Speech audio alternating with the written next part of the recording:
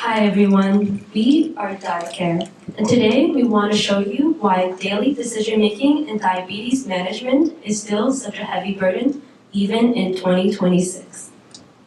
So what is diabetes? For a healthy body, blood glucose stays in a safe range all day, shown here in blue. For someone with diabetes, that control is lost. After every meal, blood glucose spikes, and it can stay elevated for hours unless insulin is injected, as shown here in red. Over time, these constant swings can wear the body down, and left unmanaged, these highs and lows can damage the heart, eyes, kidneys, and nerves. Let me introduce you to John. John is 34, has a full-time job, 2 kids, and type 1 diabetes. Here's the thing that people underestimate about his life.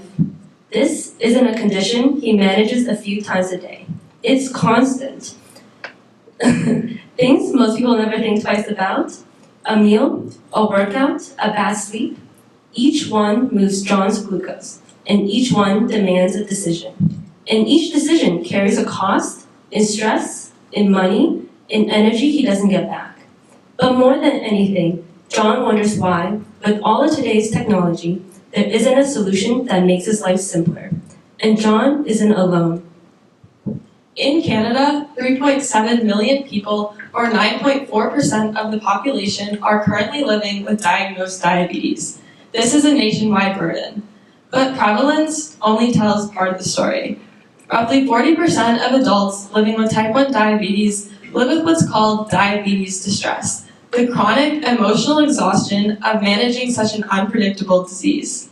On average, a person with diabetes has to make over 300 decisions per day. This burnout can lead to severe health complications, and currently, diabetes is the 7th leading cause of death in Canada. The financial weight is just as real.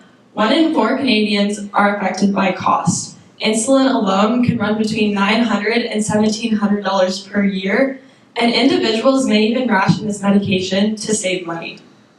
But still, the numbers are staggering. For a single adult, the out-of-pocket fees can reach up to $18,000 per year. In 2018, Canada spent $27 billion on diabetes-related care, and this is expected to exceed that to $39 billion by 2028. Globally, expenditures hit $1 trillion and is expected to exceed $1.3 trillion by 2045. The cost of diabetes rarely stays with just a person diagnosed. It spreads outwards, building at every level of the system. It shows up first in healthcare systems, where the gaps in daily management turn into avoidable ER visits. It reaches pharmaceutical companies whose treatments only work when patients can afford to stay on them. And it affects device manufacturers, who lose engagement and revenue when the tools are too complex to manage. This isn't one group's burden, it's a shared responsibility across the entire network. This isn't to say that diabetes management hasn't evolved over time. We moved from finger pricks to continuous glucose monitors, from insulin self-injections to insulin pumps, and now to automated systems. Every advancement improved control, but every step forward added another thing to manage, another device to wear, another system to learn, another point of failure to troubleshoot.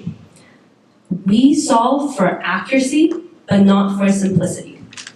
Which brings us to the real question. Why is diabetes management still this challenging despite all these advances in technology? The answer lies in the gap between innovation and everyday usability. Despite major technological advances, current diabetes devices still face challenges in bulkiness and rigidity, making them uncomfortable to wear and more likely to fall off the skin during everyday movement.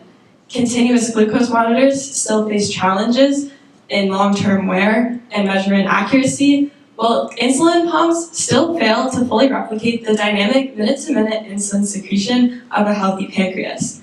Even autonomous systems are not truly autonomous. They still require users to manually input their meals and manually dose their insulin. For this reason, user adherence declines. Time's up.